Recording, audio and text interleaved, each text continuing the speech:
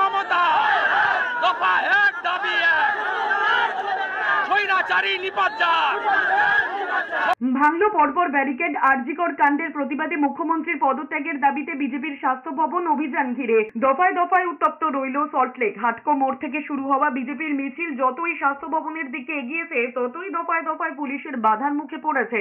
তারপরেও একের পর এক পর 4টি ব্যারিকেড ভেঙে এগিয়ে যেতে থাকেন হাজার হাজার বিজেপি কর্মী সমর্থকেরা। মিছিলে সুকান্ত মজুমদার থেকে শুভেন্দু অধিকারী, দিলীপ ঘোষ, অর্জুন সিং থেকে অগ্নিমিত্রা পাল, লকেট চট্টোপাধ্যায় সহ বিজেপির সাংসদ বিধায়কেরা বাদ ছিলেন না কেউই। মিছিল থেকে স্লোগান উঠেছে দফা এক দাবি এক, মুখ্যমন্ত্রীর পদত্যাগ, রাজ্যে শুধুই ধর্ষণ, মুখ্যমন্ত্রীর নেই প্রয়োজন। মিছিল ইন্দিরা ভবনের সামনে পৌঁছতে আটকে দেয় পুলিশ। সেখানে পুলিশের সঙ্গে বিজেপি কর্মীদের ধস্তাধস্তি বেঁধে যায়। তখনই শুভেন্দু অধিকারী, শ্রমিক ভট্টাচার্যকে আটক করে প্রিজন ভ্যানে তোলে পুলিশ। এরপরই প্রিজন ভ্যানের সামনে বসে পড়ে রাস্তা আটকায় বিজেপির কর্মীরা। প্রিজন ভ্যানের মাথায় উঠে পড়েন বিজেপির কর্মীরা। পরে বিধাননগর পূর্ব থানায় নিয়ে যাওয়া হয় শুভেন্দু অধিকারীদের। এখানকার ডিসি মিস্টার অনিশ দাস তুল্য,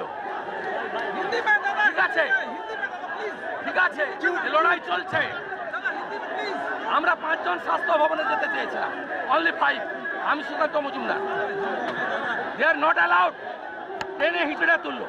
ইন্দিরা ভবনের সামনে যখন আটক হয়েছেন শুভেন্দু অধিকারী, তখন একের পর এক ব্যারিকেড টপকে অর্জুন সিং বিজেপি কর্মীদের নিয়ে স্বাস্থ্য ভবনের দিকে এগিয়ে যেতে থাকেন। পরপর বাধা টপকে এগিয়ে যেতে থাকেন বিজেপি কর্মীরাও। এরপর স্বাস্থ্য ভবনের সামনে রাস্তায় বসে প্রতিবাদ জানাতে থাকেন অগ্নিমিত্রা পালেরা।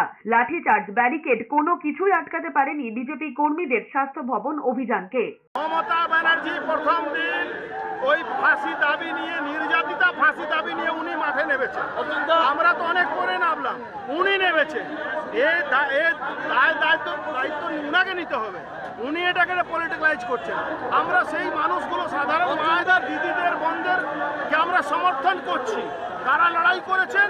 আজকে